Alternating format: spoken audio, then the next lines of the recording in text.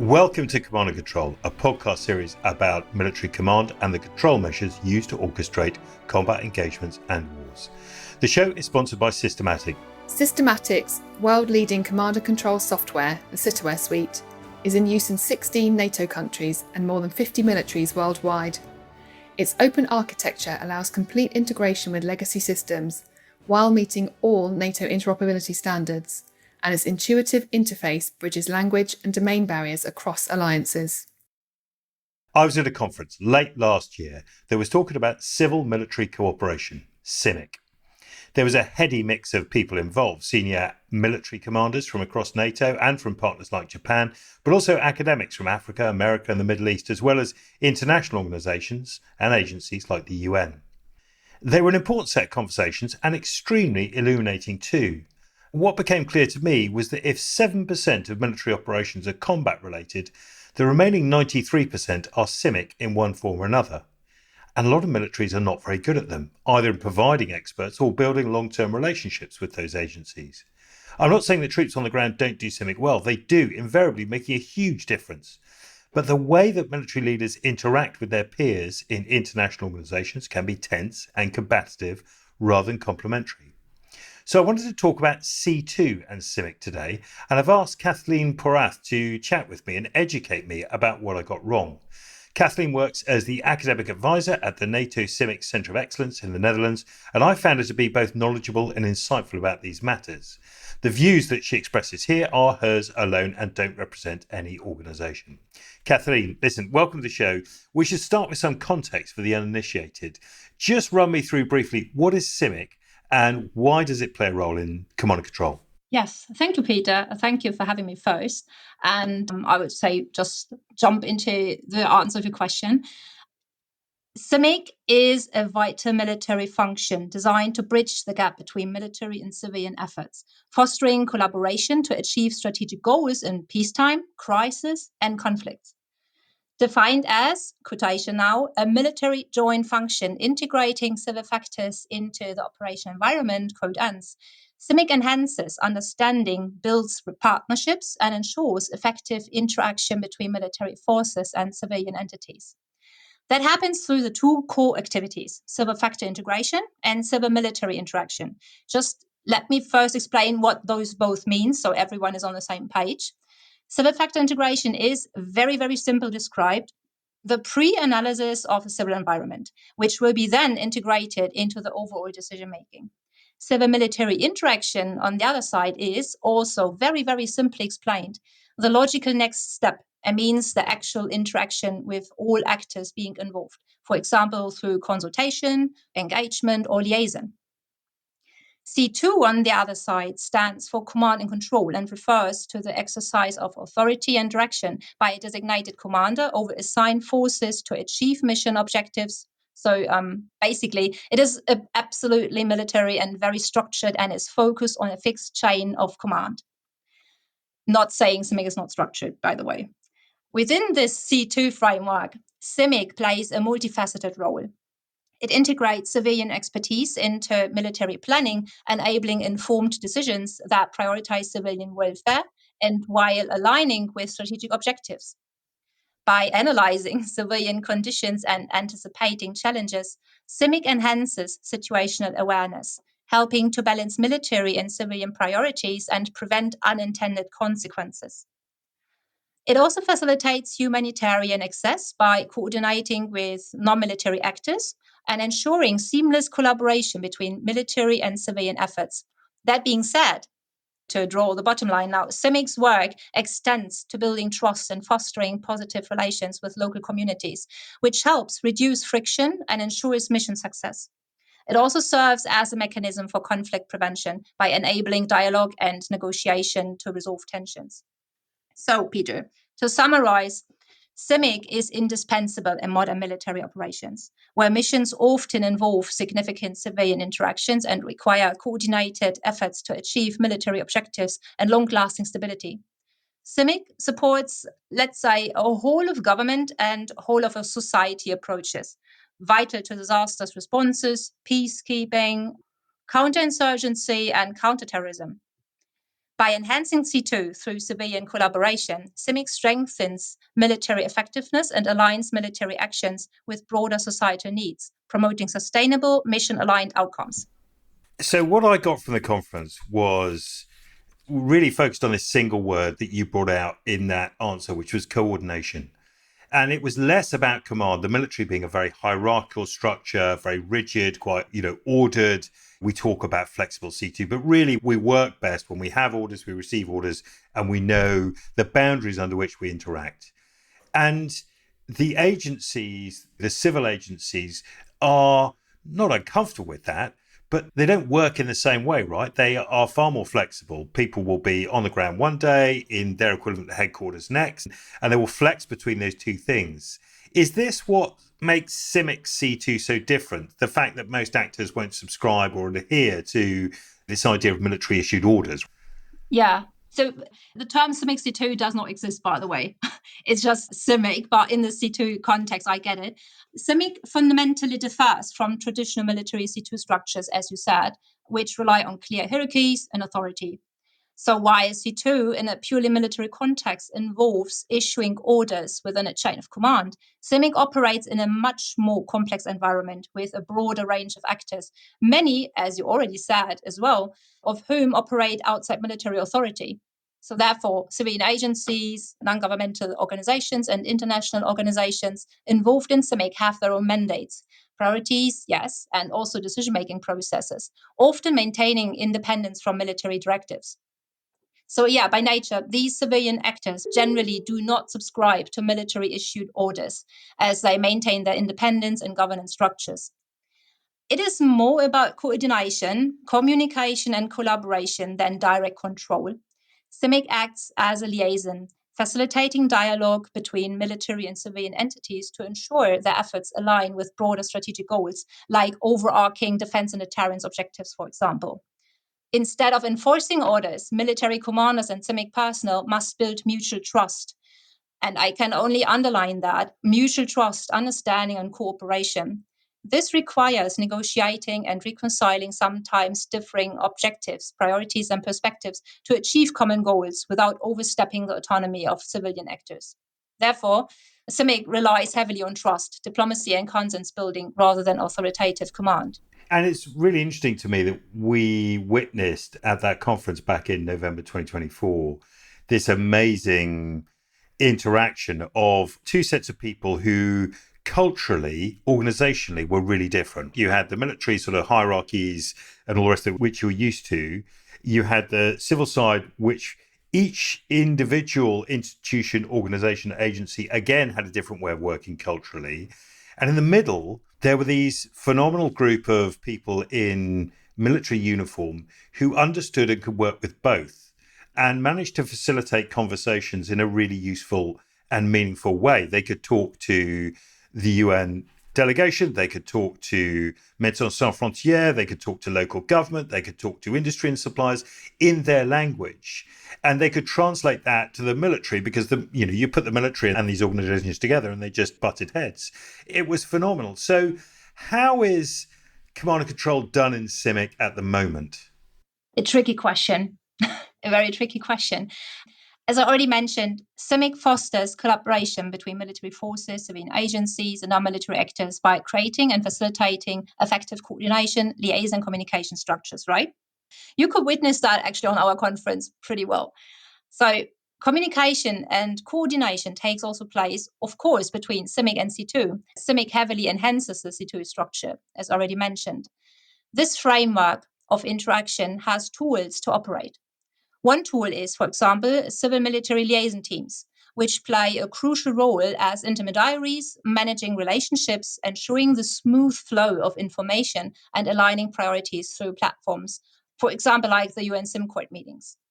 Furthermore, the CCE, as you maybe want to see as a tool as well, we are based here in The Hague. We support NATO and its partners by providing training, developing innovative concepts, analyzing lessons learned, and driving future-oriented experimentation.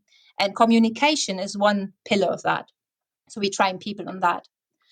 Another tool I can think of is maybe the staff buddy in general. CIMIC integrates civilian needs and perspectives into military strategies by embedding educated and trained CIMIC officers within operational headquarters, ensuring that planning considers the broader socio-political landscape.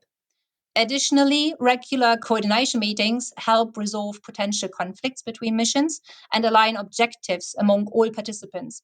For example, the status of ongoing operations, such as a humanitarian notification system or simply tactical activities.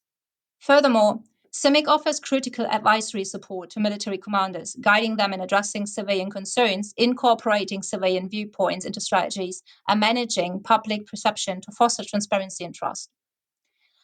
And by fostering dialogue and negotiation solutions, CIMIC builds trust, ensuring mutual understanding and effectively resolving conflicts. This process respects civilian autonomy while finding common ground to support shared objectives. Through its adaptability and focus on collaboration, CIMIC ensures that military and civilian efforts work in harmony to achieve stable, effective, and sustainable outcomes. And I get that answer. I do. But I do worry that senior military staffs don't get the civil world effectively enough. And so this idea of the CIMICers, those people who sit in the CIMIC organization and do that job acting as the buffer between the two, is good. There aren't very many of them. Only a fraction of those have been on the brilliant courses at the CIMIC COE. But the reality is those senior commanders don't seem to invest as much time in their civil organizations as perhaps they would need to if most of what they're involved in, the 97% of non-combat operations the military get involved in, if that's their bread and butter, there doesn't seem to be a similar engagement of people. So I guess the question really is the current state of the answer you just gave, is that good enough? Well, let me explain. While current CIMIC structures provide valuable coordination between military and civilian actors, right, there are definitely areas that still need improvement. I'm not lying, as everything is not perfect. But one significant challenge I can think of is, for example, the issue of information sharing, particularly when it comes to the handling of classified and unclassified data. Military operations often rely on classified intelligence, while civilian organizations work with unclassified or open source information. This disparity can create barriers to effective communication and hinder real-time coordination. The lack of secure systems that allow both types of data to be shared seamlessly can delay decision-making, reduce situational awareness, and create gaps in understanding between military and civilian actors. So yeah, that needs improvement. I agree.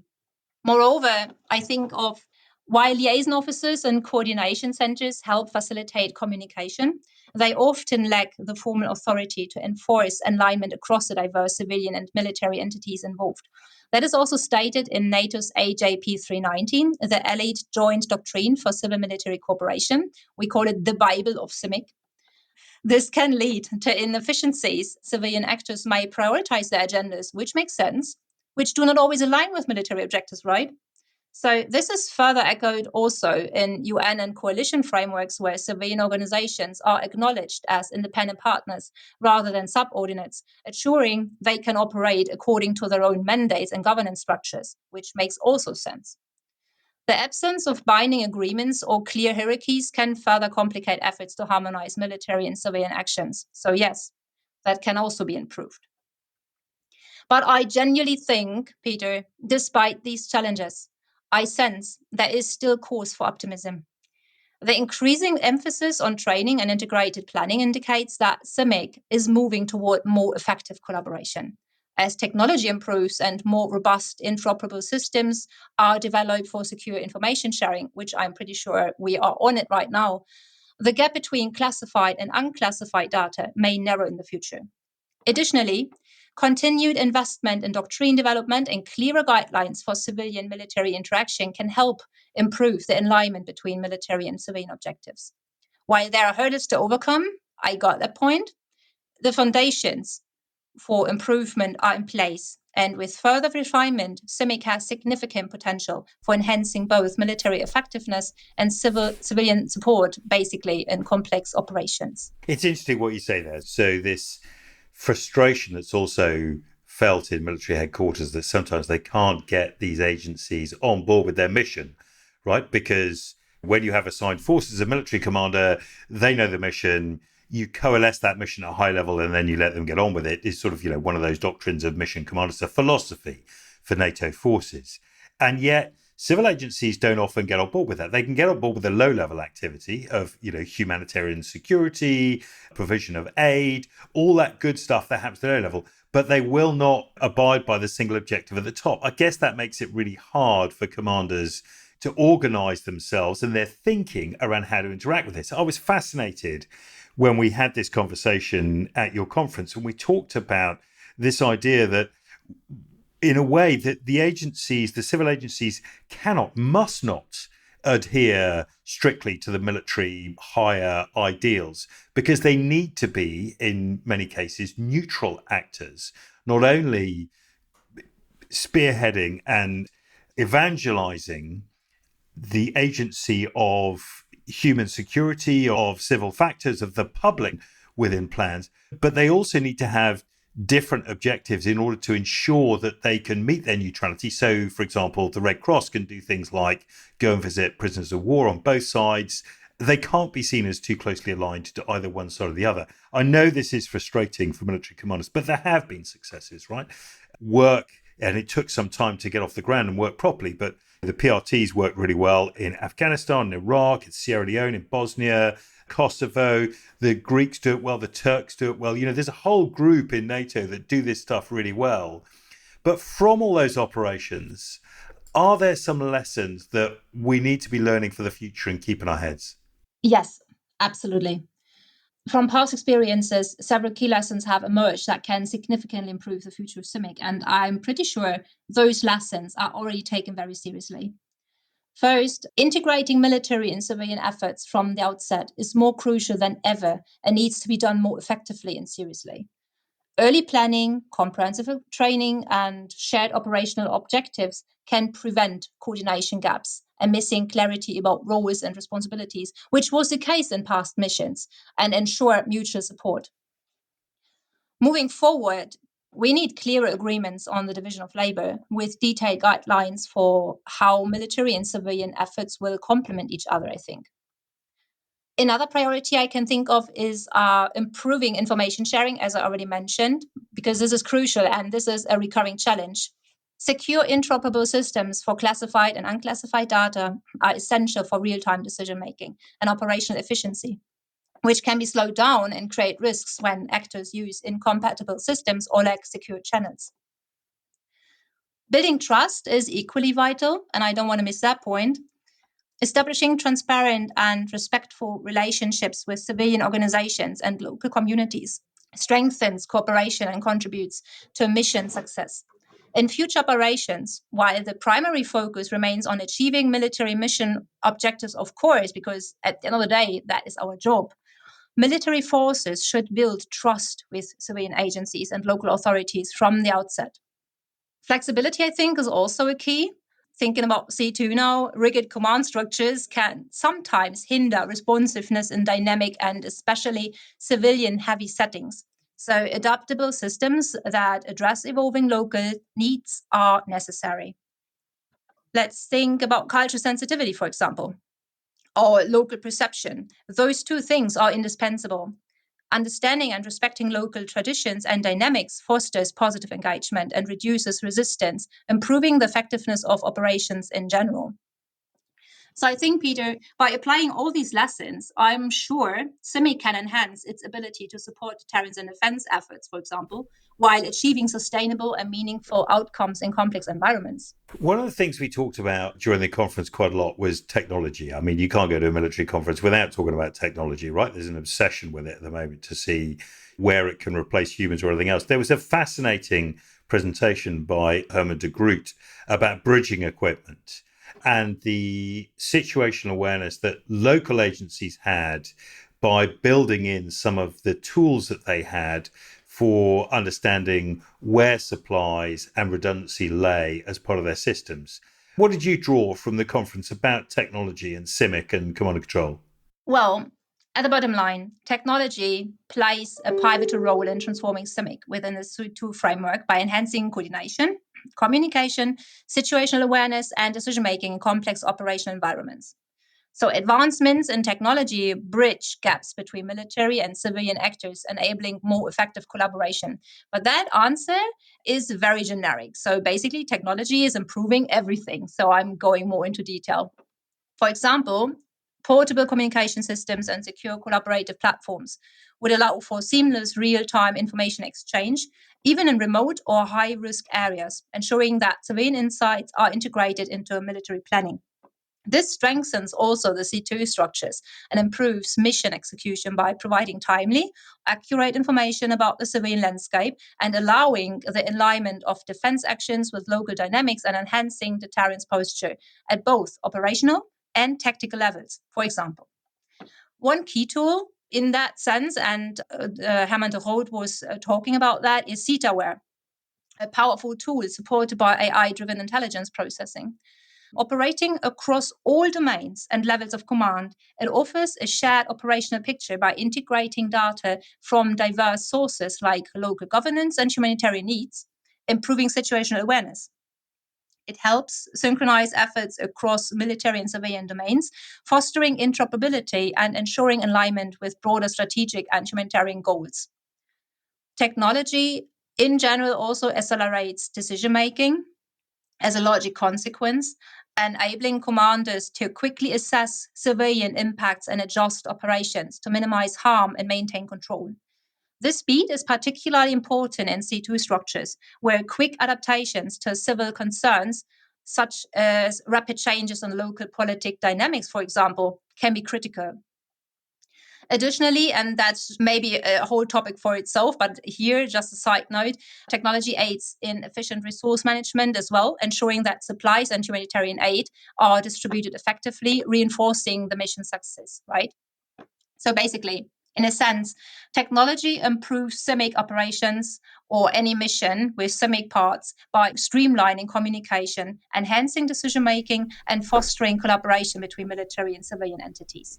So I was taken at the conference by the examples that people brought out, particularly from the civil agencies, about their interactions with the military in normal day-to-day life, right? We're all familiar with this idea of grey zone activity, the amount that Russia particularly has been conducting, China too. There have been a variety of things. Most militaries would acknowledge these in certain areas. Maybe it's undersea pipelines or nerve agent poisoning or cyber attacks. But there's a huge amount that's going on below Article 5, that moment for the military where they feel they take the lead and kick into action. If we have these two areas, sort of above the line and below the line, where the military get involved, how does CIMIC within the C2 framework differ between peace and war, but below and above that threshold of the Article 5 world? The answer is simple. CIMIC does not vary at all. Let me explain by using the official definition of CIMIC. CIMIC is a military joint function that integrates the understanding of the civil factors of the operating environment and that enables, facilitates, and conducts civil-military interaction to support the accomplishment of missions and military strategic objectives in peacetime, crisis, and conflict. In a sense, the processes, procedures, stuffings, and all the tools that CIMIC employs remain consistent regardless of the operational context. What does change, though, is its intensity. How deeply and frequently CIMIC engages in its joint functions is adjusted to meet the specific needs of the situation. This adaptability in intensity allows CIMIC to maintain its core framework while remaining responsive to the dynamic nature of military and civil environments. So no, it's not changing. It's quite stark, that contrast between the CIMIC view and the sort of civil agency view of the world below and above Article 5 and the military view. There is a huge difference between the two. The military, everything below Article 5 is regarded as training, a little bit of support, but effectively it's train. Article 5, military jumps in and takes the lead. Whereas these civil agencies have this long-term relationship with the people, with each other. I mean, it really is quite a complex thing for the military then to jump into without having that investment in those relationships beforehand. And what was clear to me was that the CIMIC staff, both in NATO and at national levels, do have very good relationships and know by name, by individual, a myriad of agencies, institutions, and organizations. But that doesn't really seem to stretch across into headquarters, right? Who are still on the sort of training bandwagon. There's got to be a moment before Article 5 kicks off where senior commanders and staffs start to build these relationships? Or is it always going to be left up to this small group of really unique people, the CIMICers, the military CIMICers, to fulfill those roles? That takes place. So CIMIC officers or soldiers in general will not send out into deployment without having any context. So it's not like that. We train people to adjust very quickly. You're right. So it's not like we build upon trust for years like the agencies, but we do educate the officers and the CIMIC staff to adapt very quickly and to make the best out of the situation. What struck me as well was the courses you run at the CIMIC COE are really excellent in bringing people into this world. And they tend to stay there for quite a long time, right? If they can. I know in the UK military, there are very few people who are CIMIC qualified, and when they do, they stay in that area because they build these relationships and they tend to be acknowledged and appreciated. But what struck me was in wargaming some of the incidents and activities that were going to happen, that were likely to happen in the future. The one thing we were short of was these people. Right? We were critically short of these people. The capacity to grow these people is huge. Do you think we need a greater level of CIMIC expertise, of CIMIC staff across NATO militaries? Or would we be better to try and give everyone an understanding of CIMIC to allow them, once that threshold is crossed and the military jump in and take charge of everything, is it at that point that everyone then has a knowledge of CIMIC? Should we go effectively more specialists or broader knowledge? Well, why go only one way? I think both ways are usable. So if we work on our base that we get more people on board, but also spread awareness about CIMIC, that would help a lot. But I agree, the CIMIC community is right now, compared to other branches, kind of small. But due to our spreading of the awareness of CIMIC, I think we're on a good way to get more people to our CIMIC community. And it was reassuring. I started off the conference thinking, my God, senior commanders don't pay any attention to this, and it's 97% of their activity. Why? But actually the awareness of who their CIMIC lead was in a headquarters, who they could go to advise, was actually pretty sound. And I was sort of reassured at the end of it. I think it'll be fascinating. And I know there's another conference planned for next year, which I'm looking forward to, which will be good. And if listeners want to get involved, then go to the NATO CIMIC COE website. We'll provide a link in the reading notes of the podcast. Look up some of the courses, look for the activity next year, look for the conference that's happening next year. Sign yourself up because genuinely it was an eye-opening event. Kathleen, thanks for sparing us the time.